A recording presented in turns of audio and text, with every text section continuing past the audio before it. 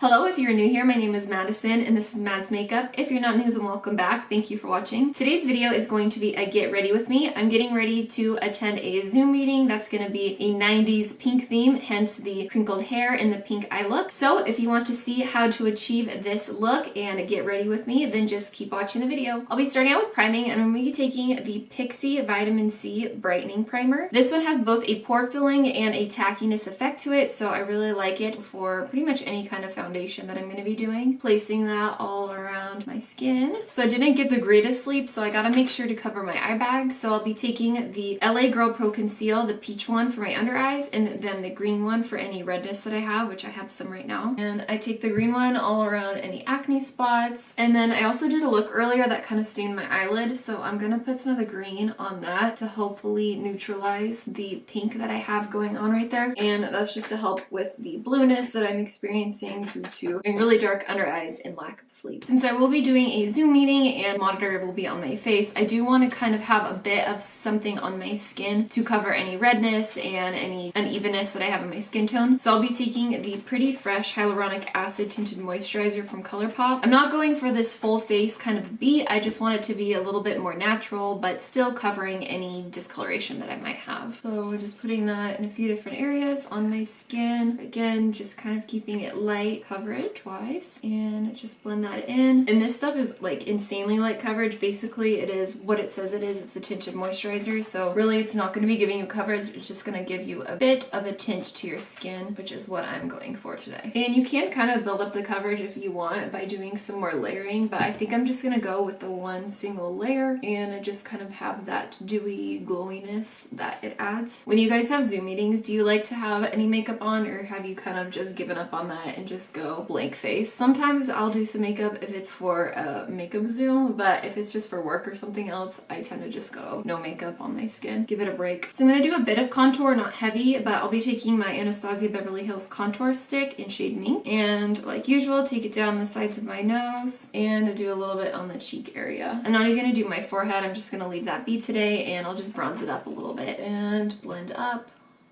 I do the cheeks, and whatever's left on the sponge I'll just add a little bit to up here. And to conceal, I'll be taking the Benefit Boing Cakeless Concealer, and this has more of a medium coverage, which is good for this, but will still cover any spots that I have or my under eyes. And I just take it right in the corner and then pull it up like this. Gives my eyes a lifted effect without going too heavy on the product, just like that on both sides. And then going in and covering any spot. Anything that is like the spots, I just blend that out with my finger, because the sponge, I notice, kind of tends to take away too much of that coverage, where I don't want a lot of product, but I do want the coverage on those spots that I have. Your fingers can honestly be such a great tool when you're doing your makeup. You don't always need brushes and sponges for everything. You can just do your fingers for a lot of your steps. But I am going to go in with a sponge to blend out my nose as well as my under eyes. You can see it's really eliminated a lot of the blueness. It's never going to really fully go away from me just because I have such dark under eyes, but it still covers it a little bit, and it's not going to be as noticeable on camera when I am on the Zoom, just because the quality isn't that great anyways. And then I'm going to set my face with the Sephora Microsmooth powder. I take it first on my under eyes because I want to avoid any creasing, and then on the areas of my face where I tend to get a little more oily, which is like my T-zone area, I'm just going to set those so that way I'm not looking oily and shiny on camera. It is heating up, so I do tend to get a little bit more oilier than I would in the winter time. The rest of my face all around here is a little more dry, so I'm just going to leave that be and not set that with any powder. To bronze, I'm going to be using my trusty Hoola bronzer, and I'll be taking that brush that comes with it to contour my nose and kind of bronze that up a little bit. I just do that down the sides, and then I take a flat fluffy brush and do that on my cheekbones. Give some color back to my face. Do you like to use more of a shimmery or matte kind of bronzer? I'm pretty sure Benefit just came out with a Hoola bronzer that has a little bit of a shimmer to it, and I'm interested to see how that looks on my skin. I know I personally tend to go for more matte bronzers, but I feel like in the summer that could be really fun to give a bit more of a tan glow to the face. So let me know if you've tried that or what your preference is on bronzers. And then for highlight, I'll be taking the Cookie highlighter from Benefit. It has a nice champagne shimmery highlight, and like my favorite technique is applying it with a damp beauty blender. And if you're new to my channel, I found this technique from Jaclyn Hill. It really kind of gives a nice dewy glow to the highlighter highlighter, if you can see that right there, without looking too powdery and dense on the skin. It just gives that perfect glow, as if you just came back from a run or something and you're just glowing and glistening. Kind of looks like a shimmery mustache right now, but once you put lipstick on, it'll really help make your lips look a little more plump and full. And then for blush, I'll be taking the Tarte blush in shade QUIRKY, which is a nice pink blush. I'm going for a really pink look today, so you'll see that come out more when I'm doing my eyeshadow, but I want that pink on my face to match the pink on my eyes. And this is my preferred placement for blush. I feel like it gives my face more of a lift, where when I put the blush more on my cheekbones, it can make my face look really pulled and drawn in. So having them really high up on my cheeks gives more of a nice lifted effect. And then just put a little bit right on the nose. So my face is done. I'm gonna go do my brows off camera and then I'll be back to do the eyes. My brows are done, so to prime my eyes, I'm gonna be taking the concealer I used, which was that Benefit Cakeless concealer. I take the applicator and kind of run it along the lower part of my brow. This way I'm able to carve out my brows and also prime my lid at the same time. And then go ahead and blend that out with a beauty sponge. Kind of gives my brows a nice cut out effect and also primes the lid at the same time. So for my shadow, I'm gonna be going with more of a nice light pink style look. So I'm gonna first set my whole lid with a neutral toned shadow, and this can really be any shadow, so just do that. I just don't want it to be too tacky for applying the shadow so it doesn't patch everywhere. And I'm gonna be taking this pink from the Nomad Cosmetics Encinitas palette, and on a nice little fluffy brush, dip into that shade and just start blending that into the crease area. It's a really light pink, so it's not gonna show up a whole lot, but I just want this to be the main color for the lid. Majority of the pink shadow that we'll be having is just gonna be a pink shimmer. And then with a smaller fluffy brush, I'm gonna be taking that pink also on my lower lash line. And the reason for all of the pink with this look is the theme of the meeting is going to be 90s retro with pink vibes. And so I have my little scrunchy top on and then doing all the pink on my cheeks and my eyes. And then I'll also be doing a pink lip as well. And I feel like brown goes really well with pink, so I'm gonna be doing a tiny little brown wing. And I'll be using the brown from the same eyeshadow palette on a nice thin little angled brush. And start on hitting right at that outer corner right there and just take it down like so. And with my eyes, I have a pretty heavy crease, so I like to take it fairly low on my eyes rather than having the wing go up. So I do connect it with my bottom lash line, so that way it kind of gives my eyes more of a pulled out effect rather than just hiding that wing with my crease. And I'm just bringing that brown shadow all onto my lash line, not all the way to the inner corner, about 3/4 of the way. So as you can see, we have that nice little brown wing there. Then what I'm also going to do is place some brown liner in my waterline, and this will really help connect that wing from the upper corner to the lower lash line, so that way there's no disconnect between the two. So I'm going to build up the pink in the crease a tad bit more with this pink right here from the Nomad Tokyo palette. And I'm going to start out going very light-handed with this because the pigment's going to pick up really fast and I don't want it to be overly pink. I still want it to be a nice baby soft kind of a pink. I just want to build up that color a little bit more. Just like that, it has a little bit more of a pinkiness to it. Then I'm going to be going in with the BPERFECT Carnival 3 palette and taking this shimmery pink that's right here called Rose Pink. And then I'll also be taking Pearl to go more on the inner corner. So with my finger right here, I just dipped into that rose pink and I'm just going to be placing that all around the main parts of my eyelid just to give it that nice shimmery pink. And then on the small brush, I'll go in with Pearl, which is that lighter pink, into my inner corner. And then I'm going to go back into that Nomad Tokyo palette with that other pink and bring that onto my lower lash line all the way to the center and kind of just blend that in with that inner corner. So from the Dr. Cosmetics glitters, I'm going to be taking this pink right here called the Healing Pill, and I'm going to be applying that with my finger just onto the center of my lid, kind of give a bit of a halo-y spotlight effect. Gives a nice little pop without looking too intense. I'm trying to keep this centered more on the center part of my lid and rather than having it on the outer corners. Now to get into my lashes, I'm going to start by giving them a little bit of a curl and just using my regular eyelash curl. This one's from Tarte. It's really cute. It looks like a little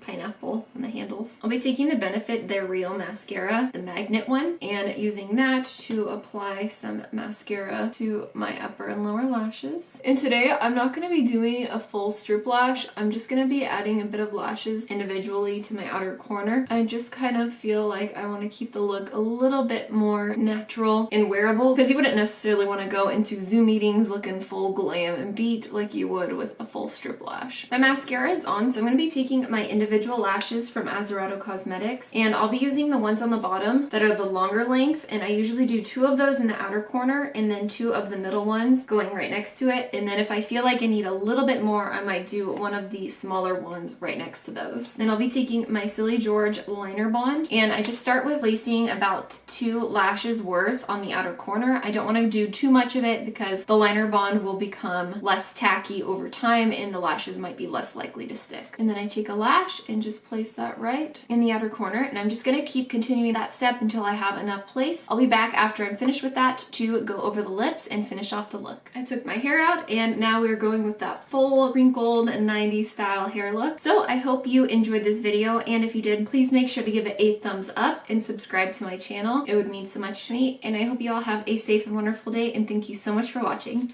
Bye!